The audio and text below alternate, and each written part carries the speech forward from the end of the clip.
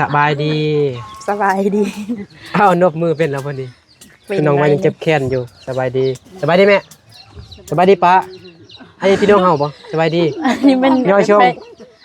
สบายดีล่ะสบายดีล่ะกินขนมจักทงแล้วตั้งแต่เช้ามาบ่ได้กินเนาะว่าให้ตลอดเด้เมื่อกี้เอาให้กินคุณ กินไล่มาแล้วแต่ว่าลื่นแล้วจากท้องหมูนี่จะไปแล้วเอาโดยมาอัปเดตของน้ำของน้องไม้ก่อนเบิ่งเฮ็ดวัดไส้แล้วก็เทคันเทคานเด้อแต่ว่าบ่เทเชื่อบ่เทเถื่อบ่ให้อ้ายเคยเฮ็ดให้เด้อน้องไม้เฮ็ดเองเลยแม่นบ่ฟ้าวเฮ็ดให้มันแล้วก่อนบุญกินเจียงเอาเนาะแม่นบ่แม่นแล้วมีตอนนี้เราไปเวียดเลยบ่กับไอมาทันอันนี้แท็กดีเหรอบ่แท็กดีเหรอติเราไม่เฮ็ดตัวนี้โอ้น้องไม้เฮ็ดนี่วะไม่เฮ็ดเราบ่แข็งทักทายสบายดีพี่น้องเนาะตอนนี้อยู่บ้านของน้องไม้บ้านห้วยสะแงมเมืองไสยะแขวงไสยะวันนี้ก็สิมาอัปเดตห้องน้ำของน้องไม้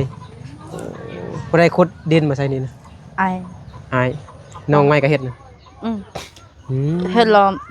น้องว่าไอก็สักเต้นนั่นน่ะน้องว่าจงให้เทก่อนเอาเทแล้ว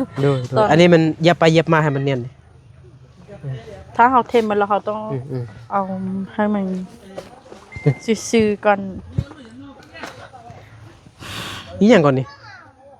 อันเทคานในวันนี้นะแต่ว่าไอบ่ฮู้ล่ะไอเอาไม่อยากเอาดินท่มมายังฟ้าท่มมายังบ่ได้เฮ็ดคานเถอะเลยเฮ็ดคานแบบนี้ก่อนเนาะเราไปก็บ่เราว่าเฮ็ดแบบนี้ก่อนเฮ็ดแบบก่อนก็ได้แต่ว่าบ่ฮู้เฮ็ดน่ะบ่ฮู้เฮ็ดคือบ่ทายเคยเฮ็ดให้ก่อนนี่ยังได้ใส่ได้ขุดอันนี้อีกนี่ได้แปลงอันท่ออันนี้ได้ใส่ท่อนี่ได้คุบกลับมาต้องตั้งใจเฮ็ดเลยจังได๋นะเขาก็ทานข้าวเขาก็บ่แต่ว่าบ่ฮู้เทื่อเขาก็บอกว่าเอ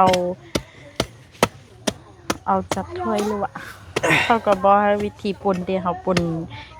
ขี้หินนี่นะมันน้อยน้องไม้ยังนั่งอยู่พุ่นน่ะเราไปหาหมู่เราแล้วติหมู่เราก็พุ่นติแม่นพุ่นยอมผมผิวข้าวเด้เราก็ไปตำปัดเพชรมาไปน้องไม้กลับแล้ว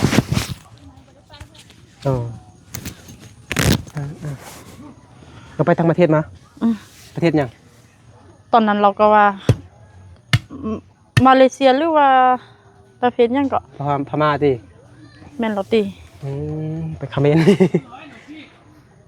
น้องไม้ก็มาแล้วพี่น้องเนาะแต่ว่าบ่ได้ถ่ายคลิปมานำเราตอนเช้าน้องก็มาท่านไปว่าไอ้นึงมาถ่ายคลิปเจ้าว่าไปก็บ่เราว่าแม่นเราผู้ใดน้องไม้น้อยนี่นะแล้วมันนี่แล้วก็มาล่มน้ำค่อยตอนค่อยมาเฮ็ดนี่เราว่าจังได๋เด้เราก็มาล่มเราค่อยยังคุยโทรศัพท์กับคนไทยอยู่แล้วค่อยก็บอกว่าเราบอกว่าน้องไม้ลม FC อยู่อ่ะยังล่มกับ FC อยู่แล้วค่อยก็บอกเราว่า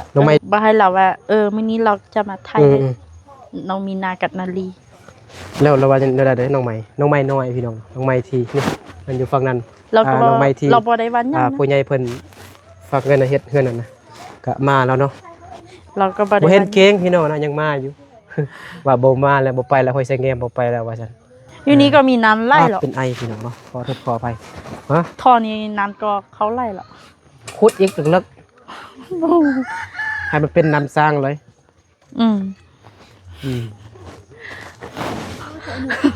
เอ้าพอน้องมีหน้ามาแล้วฮะปัดน้ำบ่มันตกเข้าตีนมาด้วยบ่ได้ติแล้วล่ะวะเลยสบายดีเลยเลยพ่อแม่น้องมีนาไปตัดมะเดื่อยมาพี่น้องไปหอบมะเดื่อยแต่ว่าฝนตกเขาเลยพักผ่อนก่อนเนาะปั่นบ่ได้มันหนักเลยอันนี้ผู้ใดเช็ดนี่นะอ้ายวะอ้ายเคยวะบ่แม่นตัวนี้ตัวนี้เข้าเสร็จ เข้าจัดเสร็จแต่ตัวนี้เอามี อื ดี ม มีค่า เรียนดีเนาะนี่เด้อน้องไม้เฮ็ดเองเลยเฮ็ดเองบ่เป็นซ้ำบัดนี้ เฮ็ดเองแป๊บเดียวซื่อ เฮ็ดเองก็บ่เป็น ๆอืม ก็ท่านลุงเขาก็บอกว่าปุ่นแต่ว่าไอ้เคยก็บ่าเอามาหินตุนนั่นน่ะน้อยพด หืมนี่นะ เฮาใส่น้อยเฮาบ่ใส่ไล่ อืมใส่บ่ดู เราก็ว่า บ่ ไม่นั่นก็ ปูนมันแข็งนะบ่เฮ็ดนะปูนแข็งก็น้องไปเจาะไปจิกมันแล้วนะเป่ามันอืม เราก็ว่ามื้อนึงก่อนเราอีมาซ่อนให้ อืมมันเจาะนั่นแล้วปูนเลยเฮ็ดได้จังได๋มันแข็งได้น้องใหม่เด้อ เด้อ เฮ็ดคานนี่ซะก่อคานนี่ซะนี่เขาก็บ่ได้เฮ็ดหยังเด้ไอ้เคยก็บอกมาเฮ็ดนี่ก็ได้อายก็อยู่นี่เขาไปพูนบ่ได้เด้เห็นบ่ แม่น ฝ หร น อ ตกได้ก็ล่ะ ฝนตก เฮ็ดนี่ก่อนเฮ็ดคานนี่ก่อนได้ใส่หินไหลบ่นี่ ตัวนี้บ่ได้ใส่ไล่ โอ้ไก่เคลียร์หมดแล้วนี่ ว่ามันใกล้เมื่อกี้มันลุก เด็กน้อยน่ะ อืม อ๋อไปคิดไปเครียดแล้วนี่มันก็ เรามา บ่ ลิ้น งามแล้วเนาะอืม ถ้าเกาะ อาฟงมันบ่จะคิดดื้อหลายเด้อ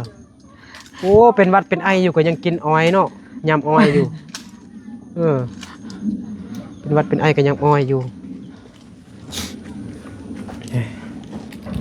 เอาเมื่อกี้เว้าเรื่องน้องไม้เนาะน้องไม้น้อย มาแต่ไสยะแล้วพี่น้องเนาะเอาไปหาเงินมาซะแต่บ่เอาเงินให้พ่อแม่จักเก็บซ้ำเราล่มนั่นน่ะเด้เราเว้าหยังเด้ เราบ่ได้ว่าค่อยบ่วางลนน้ำเจ้าลนน้ำเรามานั่งแล้วค่อยก็ นะ ลมโทรศัพท์อยู่ อ่า ค่อยปินไปบ่เห็นหรอ เราคิดว่าน้องบ่แคร์ติ บ่แม่นน้องก็เราท่านน้องก็ต้อให้เราเด้อว่าทาน AC อยู่ผัดไทยเข้ายำลมอยู่แล้ว แล้วก็มันลมนำเข้าแล้วบินนาไปบ่เห็นหรอก แม่สิเฮ็ดบ่แม่น้องไม้สิเฮ็ดบ่นี่ อันสายเข้าเฮ็ดกะล้านคนเฮ็ด บ่เฮ็ดนี่ปูนมันแข็งเลยเด้อ น่ะแค่ แม่นแข็งโอ้นี่บ่เฮ็ด นี่ มัน เตีย แข็ง ไป นะ คิดเต้าเชื่อว่าเจ นี่ นับปูนนี่ไปหมดทอตอนนี้ อืม แข็ง เฮ็ด ง่ะ เฮ็ดนะนี่คานนี่อันนี้ขุดมาก่อน ตอนตั้งเทียเอ็นเทียเจนตั้งเทียเจียนนั่นหลอดสิเราเคลียร์ไปว่าตอนนอนนั่นน่ะ อันนี้ขุดเฮ็ดคานนอนโอ้นี่นะ เออ อย่าเฝ้าท่มเด้อโอ้นี่เฮ็ดคานก่อนจึงค่อยท่มเอาเฮ็ดคานแล้วก่อนจึงค่อยเอาดินมาท่ม มันเฮาไข่เราในเนาะเฮาไข่เราก็แข้งเอาเนาะ น้าเอาไปว่านอนตึกแข็งไม่แม่อ่ะแต่กินเอาไปว่านี่แข็งไม่แม่ นี่อ้วอันนี้ก่อน ทันไปว่าให้แม่ว่ามื้อเช้านี่ไปเฮ็ดเราปุ่นตัวนั้นก็แข็งหน่อยหนึงแล้ว เป็นแข็ง ไม่กว่าจะเท่าแค่โตเฮาเนาะใช้ไปสองเนาะหมู่ เทโหเทโกฮิจีโยเทลุงก็โหยะเท เอ้ โก เจ้าเนี่ยสิเทก็สิตรงต้องโน เอฟจิโตซัง จิโตเตอร์ไม่ได้ซังเฮกจิโตซังอ่ะจิโตเอจิเราแล้วจ้ะ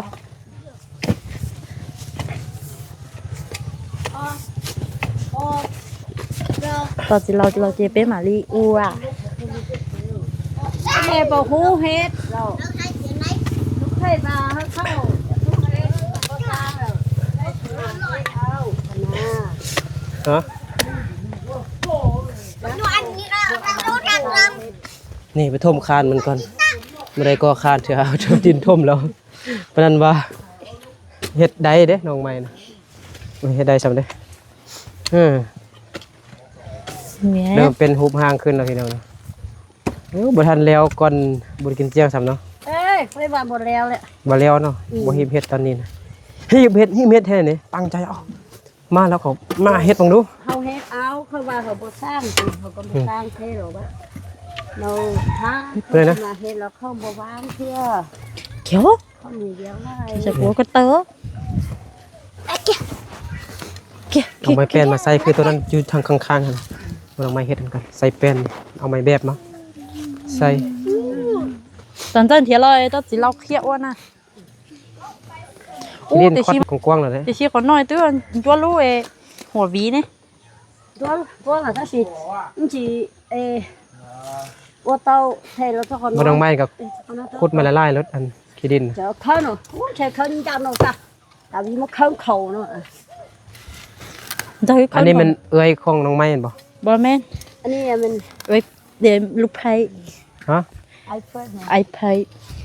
mình được phơi phơi anh được phơi ลูกเผาลูกชายเจ้าเอา lục xài phơi เอาคนนี้อันนี้ลูกเผาเพื่อนอยู่ไสน่ะ hả เพื่อนอยู่หั่นนะลูกมันนะ vui này อ๋อบ่มีไฟฟ้าเทือนบ่อยู่กับไผน่ะมีลูกจักคน không con 2 คนผู้ชายหมดมีผู้หญิงเลยนะ khôngมี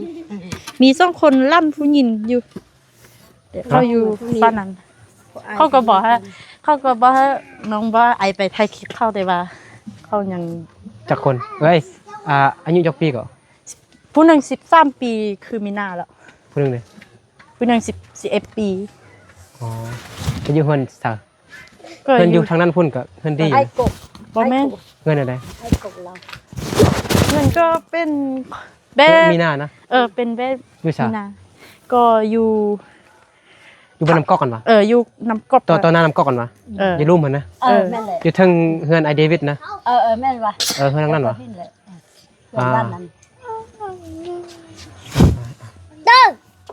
เดี๋ยวมื้อหน้า cho bồn nhỏ à จ้ะยกเลยเดี๋ยวนี้เราก็มาบ้านเราก็อยู่เฮือน ย่อเจโอ้เฮ็ดกว้างๆเลยนี่นะกว้างๆเลยนี่นะ คันไม่พูดหรอก เมเท่ามาเดาจริงๆไรกัน มาเด้นี่น่ะ ได้สร้างใหม่บ่เนาะ ในสั่งมาเห็นนี่แหละ มาชง แก ตุน พู นู้ ด น นี่น่ะ Chắc cả xin mà đây มัน phải เพียงโพดนี่นะเฮ็ดให้มันลิงๆจักหน่อยเด้สั้นๆจักหน่อย น้องมาชงอ่ะน้องมาชง อันนี้ขึ้นนี่ขุด หน่อยยังว่าชงมาเลยไปชงตัวเนาะก็ไม่ซะ เฮ็ดคานกันโอ้จึงทมจึงเอาดินใส่ dục lo nhá ทางนี้ก็ขุดเด้ บ่ได้บอกเขาว่าให้คันคนละแล้วแล้ว อันนี้ก็ขุดไปหมดแล้วนี่นะขุดไว้ข้างกลางหมดก่อนคานก่อนค่อยๆ เนี่ยตัวน้องมาเข้าหัว จึงตำ เจี๊ยจะตัวแล้วอ้วน มาแล้ว คันตามมาดิตามันได้ยอบ่ จะนิ่งเจเนาะเตี้ยนิ่งเจอ้วน เจอัวหมูเฮ็ดนะจิเปาอัวจิเปาอัวจิเตาอัว คนจ้าเราเป็นอย่างนี้ บ่ได้จานน่ะ ว่าตัวเองอย่างนี้ ฮะแม่น้องไม้เว้าให้น้องไม้นะคนจาน บ่แม่นค่อยว่าค่อยเป็นคนจ้าเลยเฮ็ด ก็หั่นน่ะแม่น้องไม้เว้าให้น้องว่าคนจานนะคนจาเฮ็ด เราตัวเอง เว้าให้ตัวเอง เราว่าตัวเองให้เราว่า แม่น้องไม้เว้าให้ตัวเองวะ ว่าแม่น้องเว้าตัวเองว่าน้องเป็นคนจ้า โอ้จักล้านเท่านั้นนี่นะเอาจักแสนก็ค่ายติล้านนึงก็2ล้านได้เนาะโอ้น้องนาลีเอาเอาไว้มาให้พี่เจ้าเนาะเอ๊ะ ขอบใจได้น้องนาลีขอบใจได้ทางนกเงินจะใส่น้องนกไม่มีเงินงามเลยเนาะคิดเข้าใจผิดแต่คิดว่าแม่น้องนกนี่ได้เว้าให้น้องนาลีบ่แม่นเนาะน้องนกอยู่ห้วยพวนแม่นบ่ บ่แม่นอยู่พุ่นเด้ อยู่ซะ ก็อยู่ถึง บ่อันน้องนกผู้อันที่ว่าให้น้องนาลีให้มื้อนั้นนะว่าอันเขามีเงินดีเราไปดูทุกเฮือนน้องนาลีว่ะถ้าเฮือนนาลีลำบากจนมายังหนา แม่นแหละ แล้วน้องนาลีก็น้อยใจเสียใจเราให้กับแม่มื้อนั้นเด้ แม่น้องนกอยู่ห้วยพวนบ่คิดว่าน้องนกนี้เขาใจผิดเฮ็ดเยอะก็เคยลิ้นนำกันอยู่นะคือบ่เว้าให้กันตอนนั้น ก็ เด็ มาก น น้ อ อย น แต่ก็บ่ต้องหัวซากเด็กน้อย นี่ เว้าหยังก็เว้าให้กันเด็กน้อย ก่อยเจ้าจริงเดียวตู้นอลอ tôi chỉ mua đi về chứ ha chả đâu โควิดไม่ย่อยเขาตือจิโยเจไปอีก สัญญาโอ้ย ไปเสียยะแล้วแมันบ่ ไปเล่นน้ำมูก กินบ่นี่กินบ่กินอันนี้บ่กินสิกินยังใช่น่ะฮะกินยัง ขนมวะ ขนมบ่มีแล้วหมดแล้วมีขนมแล้วอยากกินยังฮะน้อยจีฮะน้าขนมเนื้อขนมหมดแล้วบ่คนก่อนนะยังอยู่ ta hơi tin nào còn ta nhớ tôi bữa nọ chỉ lọc phiên anh nhá เอาให้เด้งหน่อยเด้อเด้งชงลี่มีจักคนชงว่าเป็นจะซ้ำงงให้ไปเอาให้น้องให้เอ้ยไป con cà phê cho ấy có tu nóng nhá tu มี nếp จัก có คน tu 4 คนเนาะ ชงเท่าน่ะ trong nếp 4 คนแล้วเอาไปให้น้องเด้อ ê đây nhá vào tôi có tụi mi áo mi nhá เอาให้เด็กน้อยนี่เด้อเอา ไปในเปล่าแล้วเอาไป giờ em bên thiệt tôi khăn tốt thế nàyจะเป็นเดี๋ยวตุนต้องตัวเทนนะ น้องไหม ขัดใจเด้ มีแต่ขนมมาตอนน้องไม่เอาให้ลูกให้ป้าเลยเด้อจะให้เราเอากินเล่นเอากินบ่ให้เงาปากโอ้เอาให้หัวหน้าเด้นี่ได้สร้างอะไรนี่นะไปได้เทียตัวหน่อยอย่ายึกแค่ไปว่า mất tiền มาเชื่อเหรอจ้ะ chỉ ปึ๊บ mất tiền เถอะ เยอะ นี่เอาไม้แบบนี้นี่มาใส่นี่ก่อนเทคานนี่ก่อนมัดก่อนจึงเอาดินนี่ท่มเด้อโอเคบ่ ok lại โอเคแล้ว ตั้งแต่ทายมาหาก็ได้ยินเบานำเบานึก เราเคยปัก เราก็ไปให้เวทกินกินทุกวันเหล่านั้นเถอะ ไปเฮ็ดเวียกจีนได้เงินหลายบ่ กินอ้วนก็ได้ chim mò ก็เตียจี อย่าบ่ต้องเว้าเด้อ ได้น้อย ขอสิถามเป็นภาษาลาวไปเฮ็ดเวียกจีนได้เงินจักแสนได้เงินจักแสนบ่ฮู้ เรา บ่ บูต๊อก บ่ฮู้ภาษาลาวเนาะ เราบูซะเราเลย กินเขาวแล้วบ่นอมอแล้วบ่นออาชีกินหยังอันนี้มันอายพี่ชายของน้องไม้นี่เด้อเป็นบ่ เอาเมียแล้วบ่มีเมียแล้ว คนเนี้ยมีแล้วบ่บ่มีบ่เอาโอ้หน้าตารอแบบนี้คือบ่เอานะก็รออยู่นะนี่กล้ามก็ใหญ่เด้เป็นคนมันขยันได้ นี่นะไอ้เอากูบ่มีเงินนี่นะพ่อ เออเอาแต่ค่อยบ่มีเงินสิเด้อเงินแต่งเข้าจักล้านคนมงแต่งกันจักล้านก็ ซิมู ฮะ ต่อไปล้านเขาสิ คนมงกับคนมงแต่งกันนะจักล้านก็ คนมุ้งก็คนมุ้ง ใจให้เข้าเป้ลานรอเราต้องซื้อใจให้ บ่มีแต่ค่าดองโดยเฉพาะเนี่ยค่าสินสอดบ่ต้องเว้าอันเป็นค่าอาหารเครื่องดื่มมันยังบ่ต้องเว้ามีแต่แบบเป็นค่าสินสอดโดยเฉพาะเลยนะ เป้ล้าน 8 ล้านน่ะบางคนก็ว่า6ล้านเนาะ เป้ล้าน6 ล้าน 6ล้าน7ล้าน เราถ้าเอา ถ้าคนต่างประเทศเด้ ตามประเทศเราโหสิเราไล่หูโอ้โหเสีย เนี่ยต่างกันเนาะบ่คือกันนั่นบ่เออ เขาบ่ได้มีคน ไป ไปเอา ไปหาปนเนี่ยไปนำอายไป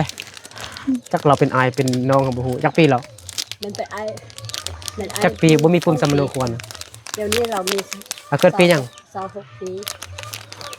เป็นเชี่ยวกันโอ้ซั่นน่ะจะ6ปีแล้วเป็นเชี่ยวกันเฮา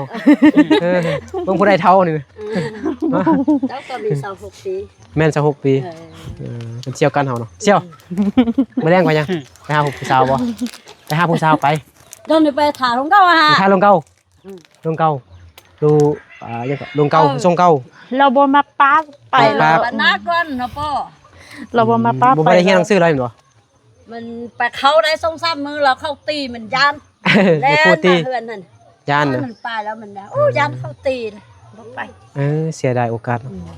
โหหนังสือเนาะ มื้อนี้ บ่ ไป ทันเข้าซ้ำ แล้วคนจ้าเราบ่เข้าโรงเรียนเราบ่ฮู้คนลาวเลย แต่เรามั่นขยันเฮ็ดเวียกพี่น้องเนาะเฮ็ดให้เฮ็ดนาเฮ็ดสวนนี่เก่ง อันตัดไม้เฮ็ดห้องน้ำนี่ก็แม่นลาวเบิดขุดที่ดินนี่ก็แม่นลาวขุดห้องน้ำมันก็แม่นลาวมีแต่อันนี้เนี่ยแท็กนี่จึงแม่นนายสร้างนี่สองคนนี้ แต่ว่ามันเราบ่ฮู้คนลาว โอ้โหความลาวลุม FC บางคนนี่บางท่านนี่ว่าเอ้าเป็นคนลาวเป็นหยังเว้าภาษาลาวบ่ได้ก็คนชนเผ่าพี่น้องเนาะบอกว่าอยู่แต่ลาวอยู่ต่างประเทศอยู่ไทยอยู่จีนอยู่เวียดนามถ้าแม่นคนชนเผ่านี่บางคนก็ จัง เว้า มันเยอะ ภาษากลางบ่ได้เนาะก็เว้าแต่ภาษาท้องถิ่นเว้าแต่ ไป ภาษา เนาะไอ้วงเรา ช บ่ น มอ เผ่าง ตัวเองอะนะ ชิมว่าสิเอาตัวเทน